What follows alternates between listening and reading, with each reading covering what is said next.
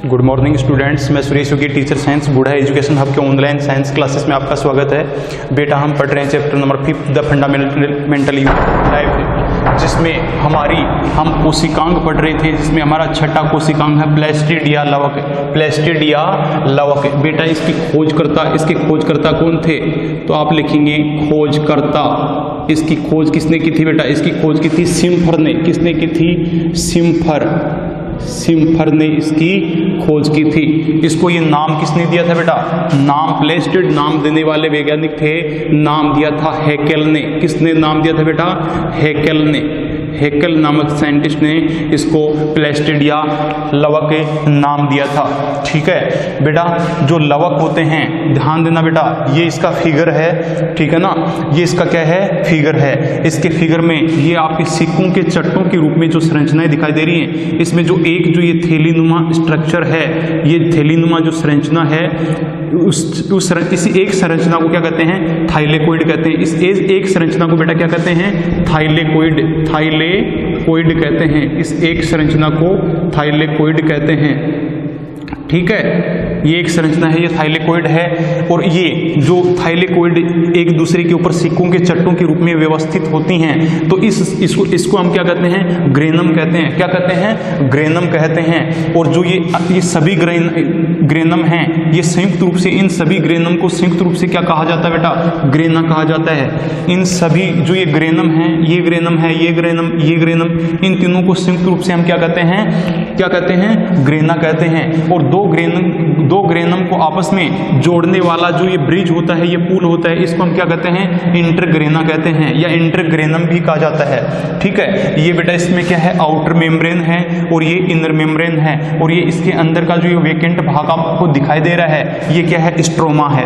कौन सा भाग है बेटा? ये स्ट्रोमा भाग है। इस प्रकार से ये इसका क्या है? फिगर है। ये प्लेस्टिड का, और वो भी कौन से प्लेस्टिड का? क्लोरोप्लास्ट का ये फिगर है। ठीक है, अब बेटा इसके बारे में अपन पढ़ते हैं। आप लिखेंगे नंबर फर्स्ट पॉइंट में आप क्या लिखेंगे? लवक केवल पादप कोशिकाओं में ही पाए जाते हैं। ध्यान देना बेटा, प्लेस्टिड ये अंग्रेजी का वर्ड है, इसको हिंदी में कहते हैं लवक। क्या कहते हैं? लवक। इसमें लिखेंगे लवक केवल पादप कोशिकाओं, प्लांट सेल्स, पादप कोशिकाओं में ही पाए जाते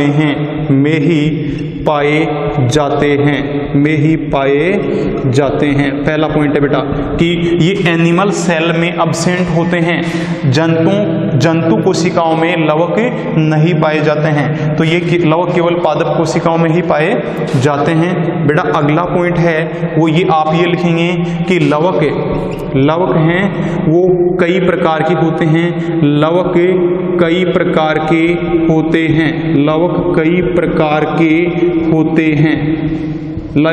प्रकार के होते हैं। जैसे लिखोगे, जैसे लिखोगे हरित लवक कोमा वर्णी लवक, पहले लिख लोगे वर्णी लवक, और सेकंड लिखोगे बेटा, अगला लिखोगे अवर्णी लवक। ठीक है, तो लवक हैं वो कई प्रकार के होते हैं। या आप यहाँ पे ये भी लिख सकते हैं कि लवक 3 प्रकार के होते हैं। कितने प्रकार के होते हैं? 3 प्रकार के। 3 प्रकार भी नाम आपके यहाँ पे लिख सकते हैं कि लवक हैं वो 3 प्रकार के होते हैं। ठीक है, कई को काट दो, 3 लिख दो। 3 प्रकार के होते हैं, जैसे हरित लवक, वर्णी लवक और अवर्णी लवक। अब आप हेडिंग डालेंगे बेटा हरित लवक की। हेडिंग आप क्या डालेंगे? हरित लवक की हेडिंग डालेंगे, हरित लवक। ठीक है, हरित लवक। इसको इंग्लिश में क्या कहते हैं? क्लोरोप्लास्ट कहते हैं। क्या कहते हैं? क्लोरोप्लास्ट कहते हैं। ठीक है, अब इसमें ये लिखेंगे कि वह लवक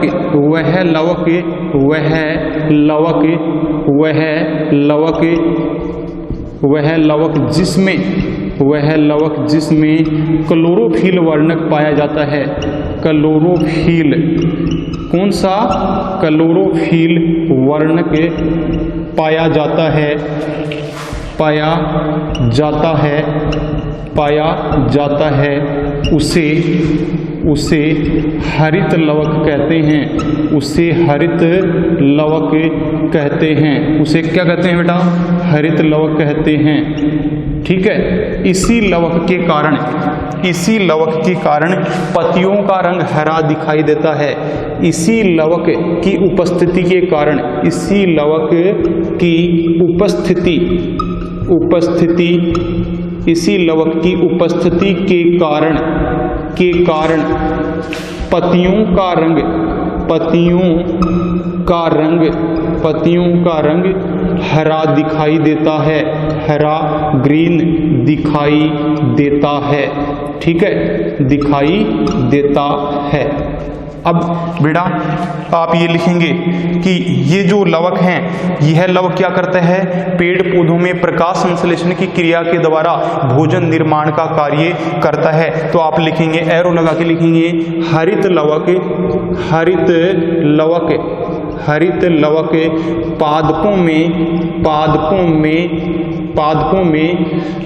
पादपों में प्रकाश संश्लेषण की क्रिया द्वारा, प्रकाश संश्लेषण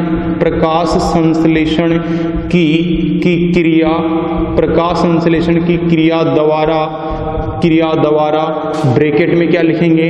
क्रिया द्वारा भोजन ब्रैकेट में लिखना है। भोजन कौन सा होता है बेटा? कार्बोहाइड्रेट। भोजन ब्रैकेट में लिखना आपको कार्बोहाइड्रेट। भोजन निर्माण का कार्य करता है। बेटा जो हरित लवक क्या करता है? ये है हरित लवक है, ये पादपों में प्रकाश संश्लेषण की क्रिया द्वारा भोजन या कार्बोहाइड्रेट के निर्माण का कार्य करता है, भोजन निर्माण का कार्य करता है। अब बेटा आपको पता है कि प्रकाश संश्लेषण की क्रिया, ये प्रकाश संश्लेषण की क्रिया कब होती है? ये बेटा सूर्य के प्रकाश की उपस्थिति में होती है। प्रेजेंस इन सनलाइट, सूर्य के प्रकाश की उपस्थिति में पेड़ पौधों में प्रकाश संश्लेषण की क्रिया होती है। और इस क्रिया में पौधे किसका उपयोग करते हैं बेटा? इस क्रिया में पौधे जल और CO2 का उपयोग करते हैं। क्या करते हैं? जल और CO2 का उपयोग करते हैं। और जल और CO2 के उपयोग से बेटा क्या बनाते हैं? कार्बोहाइड्रेट बनाते हैं। बेटा क्या बनाते हैं? कार्बोहाइड्रेट बनाते हैं। ये कार्बोहाइड्रेट क्या है? पेड़ पौधों का भोजन है, तो कार्बोहाइड्रेट का निर्माण करते हैं। तो ये कार्बोहाइड्रेट का निर्माण है वो किसमें होता है? क्लोरोप्लास्ट में होता है। ठीक है, तो इस प्रकार क्लोरोप्लास्ट है, ये भोजन निर्माण का कार्य करता है। आगे बेटा क्लोरोप्लास्ट है, ये क्लोरोप्लास्ट है, ये है दोहरी इकाई झिल्ली के द्वारा घिरा होता है। या क्लोरोप्लास्ट के चारों ओर दोहरा आवरण पाया जाता है, जिसको हम क्या बोलेंगे? क्लोरोप्लास्ट या हरित लवक। क्लोरोप्लास्ट या हरित लवक, ये आप लिखना बेटा। अगला पॉइंट आप एरो लगा के लिखना,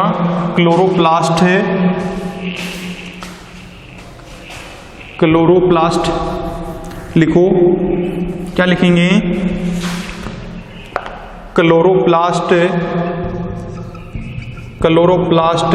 ब्रैकेट में हरित लवक, ब्रैकेट में क्या लिखेंगे? हरित लवक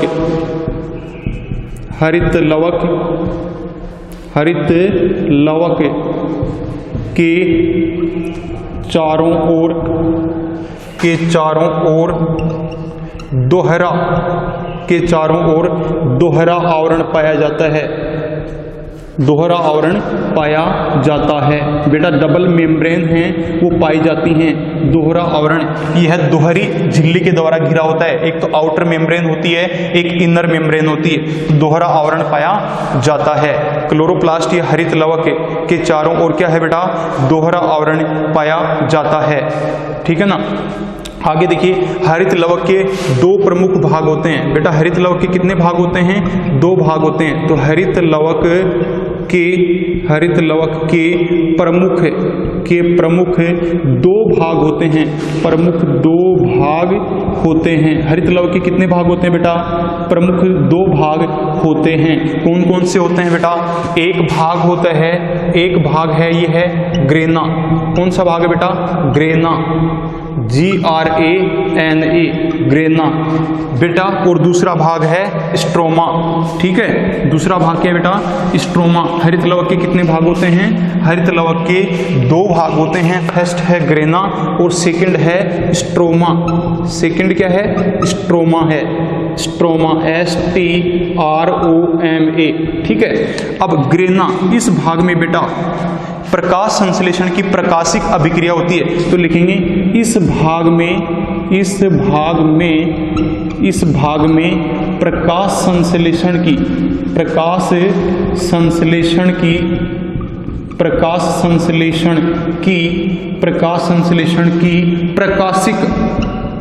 प्रकाश संश्लेषण की प्रकाशिक अभिक्रिया होती है। प्रकाश संश्लेषण की कौन सी अभिक्रिया होती है? प्रकाशिक अभिक्रिया होती है। प्रकाशिक अभिक्रिया होती है। किस में होती है बेटा? प्रकाश संश्लेषण की प्रकाशिक अभिक्रिया किस में होती है? ये होती है बेटा स्ट्रोमा में। किस में होती है? स्ट्रोमा। इस भाग में, ये जो भाग दिख रहा है आपको, इस भाग, ये स्ट्रोमा भाग है। और इस स्ट्रोमा भाग में कौन सी अभिक्रिया होती है बेटा? प्रकाश संश्लेषण की प्रकाशिक अभिक्रिया होती है। सॉरी, ये ग्रेना में होती है। इस ग्रेना भाग में होती है। ग्रेना भाग में होती है बेटा, सॉरी, इसमें ग्रेना भाग में प्रकाश संश्लेषण की प्रकाशिक अभिक्रिया होती है। सेकंड है स्ट्रोमा, इसमें प्रकाश संश्लेषण की अप्रकाशिक अभिक्रिया होती है। इसमें प्रकाश संश्लेषण की अप्रकाशिक, कौन सी बेटा? अप्रकाशिक अभिक्रिया होती है। अप्रकाशिक अभिक्रिया होती है, ठीक है। अब आपसे पूछें कि भाई प्रकाश संश्लेषण की प्रकाशिक अभिक्रिया किस में होती है? तो आप कहेंगे ग्रेना भाग में। कौन से भाग में? ग्रेना भाग में। बेटा ये ग्रेना भाग है। ये क्या है? ये पूरा जो भाग है, ये आपको ये सिक्कों के चट्टों के रूप में जो थैलेकोइड व्यवस्थित हैं, ये भाग पूरा क्या है? ग्रेना भाग है। इस ग्रेना भाग में प्रकाश संश्लेषण की जो प्रकाशिक अभिक्रिया होती है, और स्ट्रोमा भाग में प्रकाश संश्लेषण की अप्रकाशिक अभिक्रिया होती है। अप्रकाशिक, डार्क रिएक्शन किस में होती है? स्ट्रोमा भाग के अंदर होती है, ठीक है। तो इस प्रकार से इसके 2 भाग होते हैं बेटा। जो हरित लवक है, हरित लवक में भी स्वयं का DNA, हरित लवक में भी बेटा स्वयं का DNA व राइबोसोम पाए जाते हैं। एरो लगा के लिखेंगे हरित लवक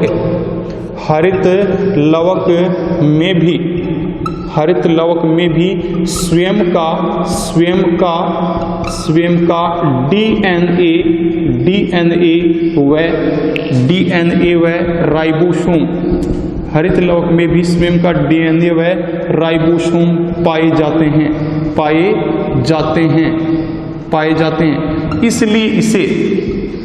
इसलिए इसे अर्ध स्वायत्त अंग कहते हैं। क्या कहते हैं बेटा?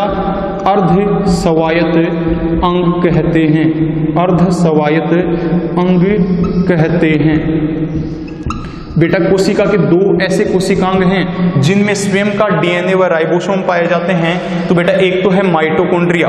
क्या है? माइटोकॉन्ड्रिया है। माइटोकॉन्ड्रिया में स्वयं का DNA व राइबोसोम पाया जाता है। और दूसरा है बेटा हरित लवक, जिसमें स्वयं का DNA व राइबोसोम पाए जाते हैं। अब है बेटा अगला है हमारा जो लवक है, वो है क्या है? ये तो हरित लवक हो गया। अब दूसरा आएगा वर्णी लवक। दूसरा क्या बेटा? वर्णी लवक, क्रोमोप्लास्ट, ठीक है। वर्णी लवक, हरित लवक के बाद में आगे हम पढ़ेंगे वर्णी लवक। क्या पढ़ेंगे? वर्णी लवक। हरित जो लवक हैं वो 3 प्रकार के होते हैं। फर्स्ट है हरित लवक, सेकंड है वर्णी लवक और थर्ड है अवर्णी लवक। तो दूसरा लिखोगे वर्णी लवक। इसको इंग्लिश में बेटा कहते हैं क्रोमोप्लास्ट। क्या कहते हैं? क्रोमोप्लास्ट,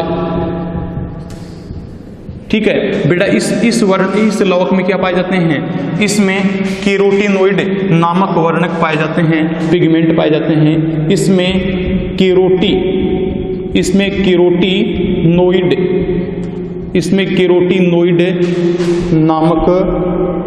केरोटिनोइड नामक वर्णक पाया जाता है।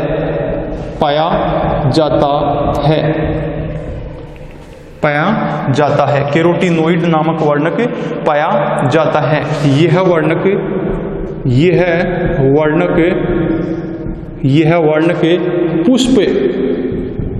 वर्णक पुष्प एवं फलों को रंग प्रदान करता है। यह वर्णक पुष्प एवं फलों को रंग प्रदान करता है, फलों को रंग प्रदान करता है, ठीक है, प्रदान करता है। इस प्रकार से ये कैरोटीनोइड नामक वर्णक पाया जाता है और यह वर्णक पुष्प एवं फलों को रंग प्रदान करता है। इसके साथ बेटा यह कीटों के आकर्षण एवं पुष्पों में परागण की क्रिया में सहायक है, ठीक है। तो इसमें लिखेंगे यह वर्णक कीटों को आकर्षित करने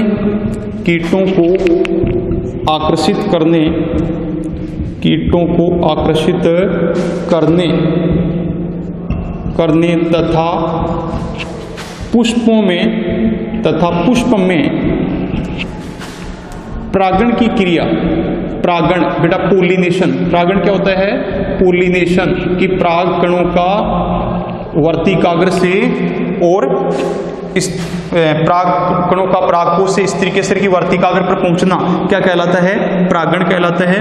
तो यह वर्णक कीटों को आकर्षित करने तथा पुष्प में परागण की क्रिया में सहायक होता है, परागण की क्रिया में सहायक होता है, परागण की क्रिया में सहायक होता है, ठीक है। अगला है बेटा अवर्णी लवक, जिसको हम कहते हैं ल्यूकोप्लास्ट। तीसरा क्या है, अवर्णी लवक, जिसको हम कहेंगे ल्यूकोप्लास्ट।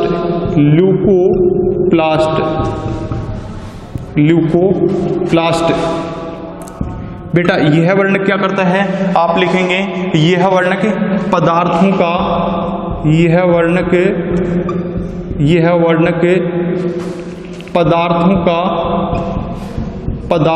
का संग्रहण करता है। क्या करता है, पदार्थों का संग्रहण करता है, स्टोरेज करता है। यह वर्णक पदार्थों का संग्रहण करता है। जैसे किस किस का संग्रहण करता है बेटा, ये प्रोटीन का संग्रहण करता है, वसा का संग्रहण करता है और आपकी कार्बोहाइड्रेट है मतलब स्टार्च, उसका संग्रहण करता है। तो ये वर्णक अवर्णी लवक या ल्यूकोप्लास्ट पदार्थों का संग्रहण करता है। जैसे देखिए बेटा, जैसे आपके जो एमाइलोप्लास्ट ये बेटा किसका संग्रहण करता है, ये करता है स्टार्च का। किसका, स्टार्च का एक प्रकार का कार्बोहाइड्रेट है, तो ये स्टार्च का संग्रहण करता है। एमाइलोप्लास्ट किसका संग्रहण करता है, आप इसके आगे लिख सकते हैं स्टार्च का संग्रहण।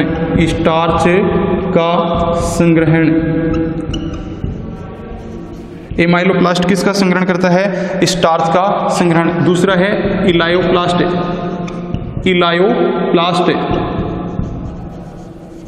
स्पेलिंग है बेटा ELAIO, इलायोप्लास्ट। ELAIO,